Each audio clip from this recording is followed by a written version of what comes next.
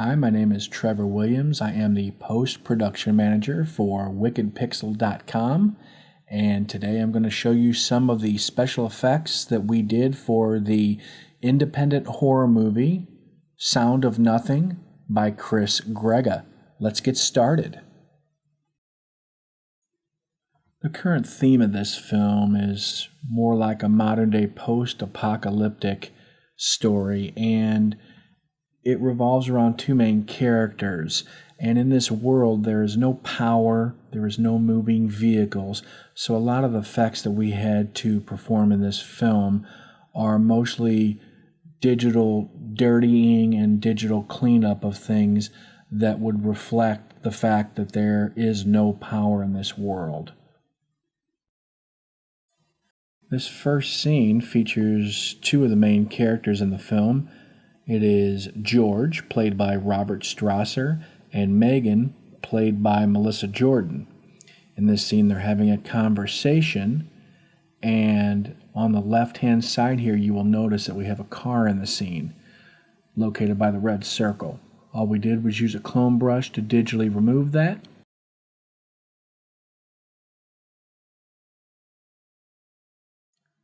In this next scene, we're going to have more of the same where we have to actually remove some vehicles. And that presented a little bit of a challenge on this particular scene, the way it was shot. So if you look closely coming up here, there'll be three red circles where you see moving vehicles in the background. To correct this, what I did was take one screen capture with no moving vehicles. Then I rotoscoped around both heads of the actors and then paste it back into the original footage, creating the illusion that there's nothing moving in the background.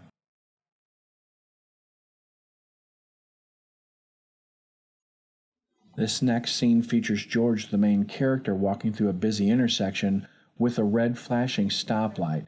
To remove the cars, we just cropped those out of the scene, but to remove the red stoplight, what I did was black out the stoplight in Photoshop on a single still frame and then use a camera tracker to bounce it with the footage so it looks like the stoplight is completely black.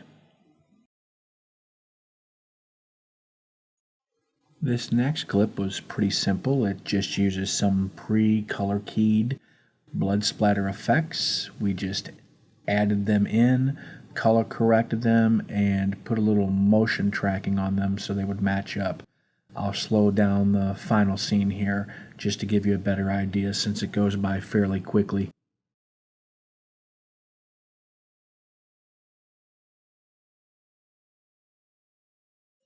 This next scene is more the same. It's just adding some more pre-keyed blood footage. Here is some of the original footage that is missing some muzzle flashes from the rifle and the handgun at the top and no blood on our zombies. Here's the clip slowed down. We added a floor reflection in the center of the screen and two muzzle shots at the top and blood splatters on our zombies. This next sequence of shots, and some I did not include, feature the actor Steve Heffernan. And what we had to do in this shot was lighten up his eyes to white.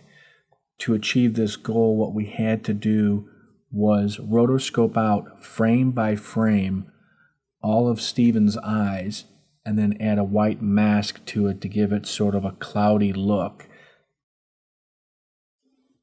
Here's the original scene, and then again slowed down with the effect slowly fading in on his eyes so you can see the difference. And just another quick scene we added it to as well.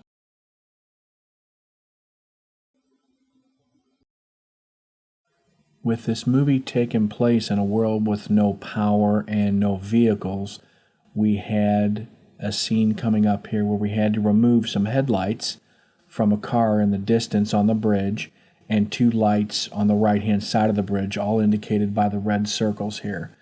I did a fade so you could see how I removed it. We just camera tracked the shot and then overlaid a few simple graphic effects to mask everything. This next scene is another one on the bridge where we had to remove a car and a sign in the center of the bridge. and dirty up one of the signs that are sticking to the handrail on the left-hand side there. On this shot, I rotoscoped around the actors and pasted a Photoshop of some of the graphics to hide the background and used a camera track to put it all in place. This next shot was a little bit more the same on the bridge. Located by the red circles are things we had to remove: a couple power lights, a car, a sign. This is the original footage. And the next footage we rotoscoped around the actors and then used some graphical overlays, which you'll see fade in and make the things disappear. At the end of the clip here, you'll see stills of some of the overlays we used. Next up is one of the most challenging shots I had to kind of figure out. There's a lot of movement here on this original scene. You'll notice in the background that we have between the two buildings near the center of the shot, right there where the red circle is, you're going to see a couple cars pass in front of the actor. This is the original footage. And there goes car number 1 and car number 2. We had to remove those, which is a little bit tough without a static shot with a camera moving. Here we are again on the shot.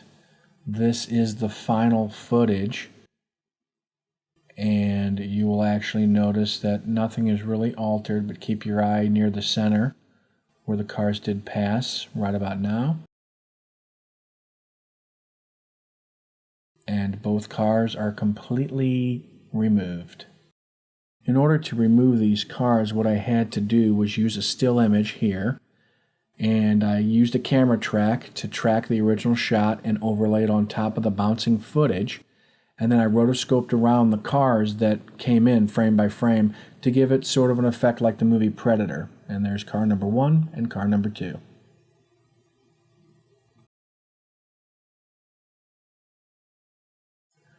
This next shot was one that I saved for the very end due to the difficulty I thought I would have in doing it, but the solution was actually pretty simple. You'll notice that the camera actually comes up from the top of the scene and pans down, and that gives a 3D effect to some of the objects that we had to alter. So you'll notice at the top of the bridge we have 2 signs that we had to dirty up, and then a sign to the left of the bridge that we had to dirty up. But the real problem was the right-hand side that you see in the red square there. We actually had to remove that digitally. I'm going to show you the final scene here in its entirety with the dirty signs, and the right-hand side is completely removed. The solution was quite simple, though, and you'll see that in the next clip. What we did was took the footage on the left-hand side of the screen with the tree coming out and the bushes and the rock sign. We just digitally flipped it and cropped and rotoscoped out, and you'll see the footage being faded in here.